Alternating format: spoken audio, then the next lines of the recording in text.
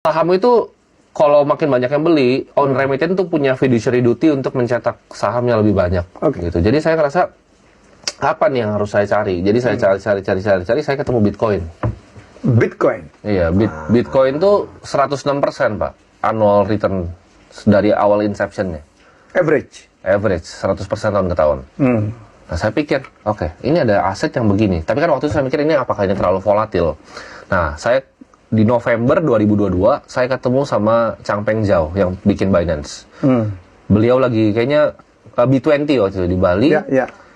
Beliau dipanggil ke sini, yang harus ada Elon Musk juga yang mati lampu itu loh. Elon Musk yang mati lampu. Habis itu beliau ajak saya makan siang. Oh iya? Makan siang, saya ketemu dengan beliau.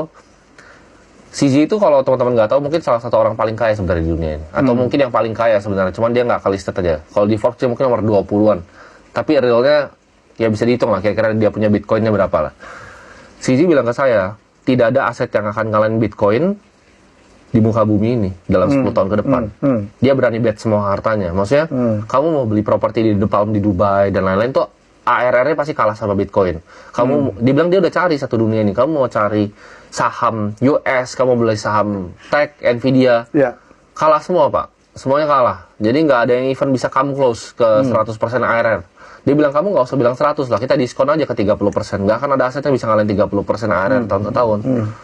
Karena dengan 30% tuh uang kecil jadi uang luar biasa Pak. Misalnya 100 miliar, 30% ARR, 150 M ya, 30% ARR, 10 tahunan itu udah jadi berapa? Udah jadi 2,2 triliun. Ya, 2,2 triliun. Compounding. Karena jarang ada aset seperti itu. Dan kalau kita mau jadi kaya, itu harus cari teknologi terdepan Pak. Jadi saya percaya ada beberapa industri yang bisa bikin orang jadi kaya. Apa aja? Di Indonesia ini menurut saya cuma 3 kalau di Indonesia. Satu tuh AI, sektor AI. Jadi mungkin develop humanoid robotnya dan segala macam. 2 itu kripto, karena ini menurut saya masa depan keuangan, semua akan bergantung pada ini, teknologi akan semua ke blockchain. Bahkan nanti fiat yang kita punya, rupiah akan jadi digital rupiah menurut saya. Dan kedepannya tuh renewable energy Pak. Renewable energy. Jadi energi yang terbarukan. Karena batu bara ya kita tahu semua akan habis. Jadi cuma 3 itu. Mau jadi kaya main di 3 itu menurut saya. Dan lu masuk 3-3-nya udah? Ya 3-3 aja sekarang. sekarang 3-3. Bitcoin udah. Renewable energy sedang masuk juga? Sedang masuk juga.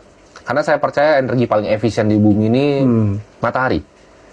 Karena bumi tanpa matahari itu cuma plus 3 dari sub-zero. Jadi energi terbesar tuh bukan yang ada di bumi. Jadi orang banyak yang main ke geothermal, angin. Menurut saya itu kurang cerdas semua. Matahari. Ya. Dan Indonesia tidak kekurangan matahari. Sangat kelimpahan. Iya, Kalimantan dan karena NTT itu tropical ya. Yes, karena kan saya juga banyak bangun sekolah Pak. Jadi saya setiap bulan bangun 1 sekolah. Wih. Iya, saya bangun udah sekitar 4 sekarang. Sama Martin jadi lagi di Lombok nanti buat anak TK. Saya kan keliling kan. Saya ada bangun di NTT juga. NTT itu luas sekali Pak.